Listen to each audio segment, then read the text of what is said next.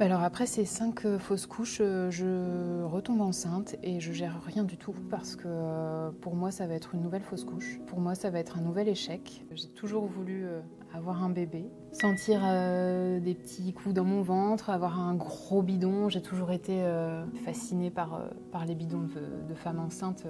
Une femme, ça fabrique la vie, ça demande une énergie folle, enfin ouais, j'ai toujours voulu avoir cette sensation-là au fond de moi. Et quand on s'est rencontrés avec David, alors on ne voulait pas en avoir tout de suite, mais on s'est dit assez rapidement qu'on voulait être parents. On voulait créer notre famille à nous et avoir un mini-nous.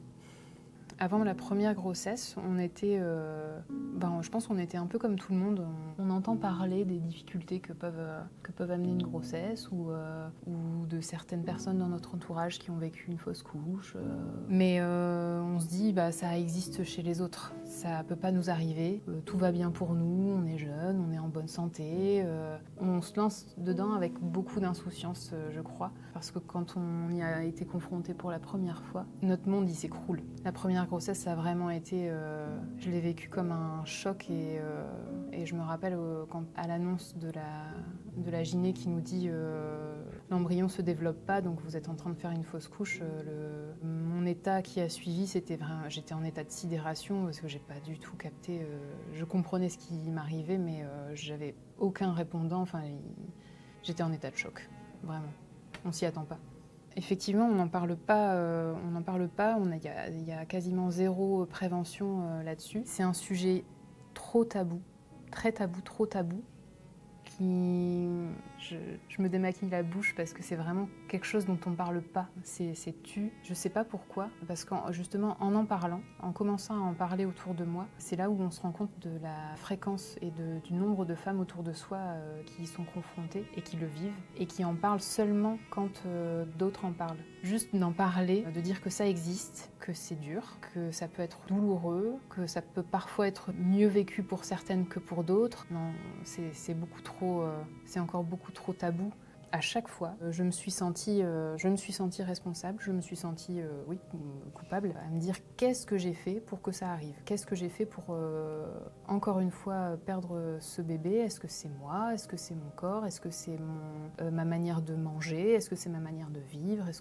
Et forcément, on se sent responsable de la perte de ces petits bébés. Et la responsabilité, alors sur le coup, on se sent responsable, mais c'est la culpabilité qui est beaucoup plus sournoise parce qu'elle est là tout le temps et elle est là longtemps. De se dire qu'on n'a pas su faire grandir ces petits bébés-là, qu'on ne pourra jamais les connaître. Et j'en ai beaucoup voulu à mon corps. Pendant toutes ces années de fausse couche, il n'a vraiment pas été mon copain. J'en prenais pas soin parce que je lui en voulais et j'avais toujours ce petit espoir dans la tête en me disant je vais y arriver, on va y arriver. Mais au fur et à mesure des fausses couches, cet espoir-là, il baissait et je lui en voulais de plus en plus à mon corps de ne pas y arriver. Et je me demandais d'où ça venait, pourquoi ce blocage, pourquoi moi. Et on se sent impuissant. Enfin, ouais, c'est beaucoup d'impuissance parce qu'en fait, on ne peut rien y faire. Vraiment, ça nous tombe sur le nez et on ne peut rien faire à part accepter le fait que ça ne fonctionne pas. Comment on peut survivre à autant de fausses couches ? Déjà par le fait d'être soutenue, parce que heureusement, j'étais pas seule. Heureusement, j'étais pas toute seule. David, il était là. Quand moi j'étais au plus bas, David il était là pour me monter avec son énergie, avec son humour, avec son amour.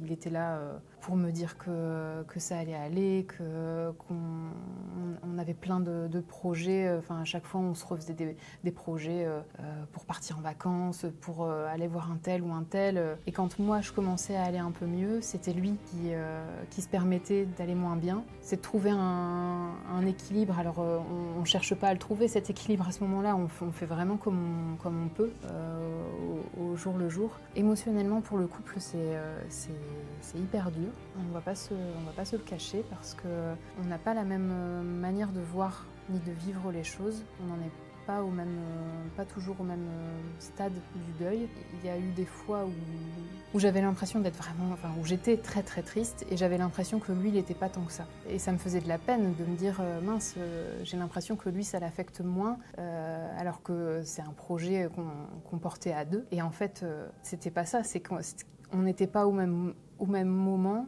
du deuil. Et non, notre couple, il a été vraiment renforcé parce qu'on s'est posé aussi des questions. On s'est posé aussi la question à un moment donné de l'adoption, de la PMA. Donc ça amène quand même à aller chercher loin au fond de soi et au fond de l'autre pour trouver la ressource, pour se dire allez, on y va, on a très très envie de ça, mais on y va ensemble, quoi. Donc il faut trouver la force pour ça. Et on s'est mariés pendant cette période-là, alors qu'il m'avait toujours dit qu'il n'y croyait pas au mariage, c'était pas important pour lui, et il m'a demandé en mariage. C'était hyper symbolique parce que il m'a demandé en mariage le jour de mes 30 ans. Et pour moi, 30 ans, c'était un peu la bascule pour devenir maman. Juste avant mes 30 ans, juste avant qu'il me demande en mariage, est venue sur la table et sur le tapis la question de l'adoption, de se dire peut-être on n'y arrivera jamais naturellement. C'est pas parce qu'on s'est marié qu'on a eu un enfant, qui nous a donné un enfant, mais voilà, ça nous a redonné cet élan-là. Et puis avant cet anniversaire, c'était super dur pour moi parce que ça faisait, je pense, 2 ans qu'on était en plein parcours fausse couche et compagnie. Ça a redonné encore plus confiance et encore plus d'amour. Et puis tous nos amis étaient là quand il m'a demandé. C'était hyper touchant et hyper magique malgré toutes ces difficultés.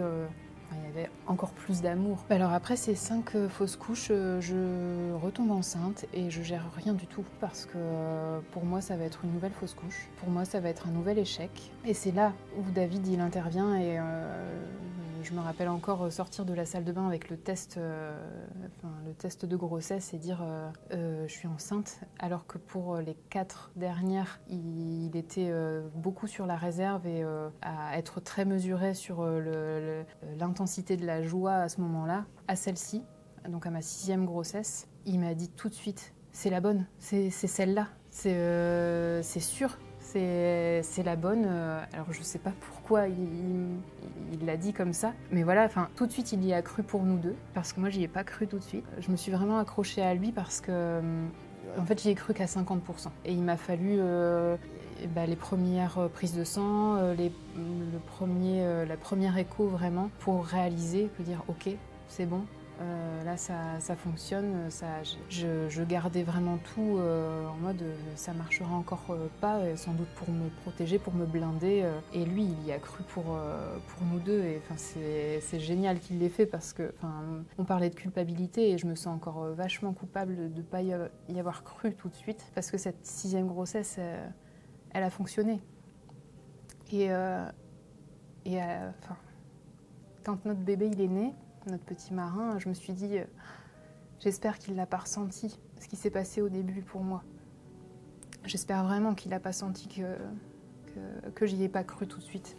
Tout ce parcours, ça a changé ma vision sur les femmes en général, que déjà je trouvais, elles sont incroyablement fortes, elles portent la vie et c'est trop fort de pouvoir faire ça. Elles gardent aussi beaucoup de choses à l'intérieur et donc on porte souvent un jugement sur les autres femmes, et ça m'a appris à sortir de ce jugement-là, d'essayer de se dire en fait on sait pas ce que les autres vivent à l'intérieur quand la porte est fermée, on se dit pas tout. Peut-être que là cette femme-là qui semble pas hyper heureuse à une annonce de grossesse, qui saute pas de joie à une annonce de grossesse, peut-être que là elle est en train de galérer, peut-être qu'elle n'y arrive pas, peut-être qu'elle a vécu une fausse couche il y a 3 mois, peut-être que en fait on s'imagine pas tout ce qu'on peut vivre intérieurement. Donc je suis quand même vachement plus mesurée sur le jugement qu'on peut porter sur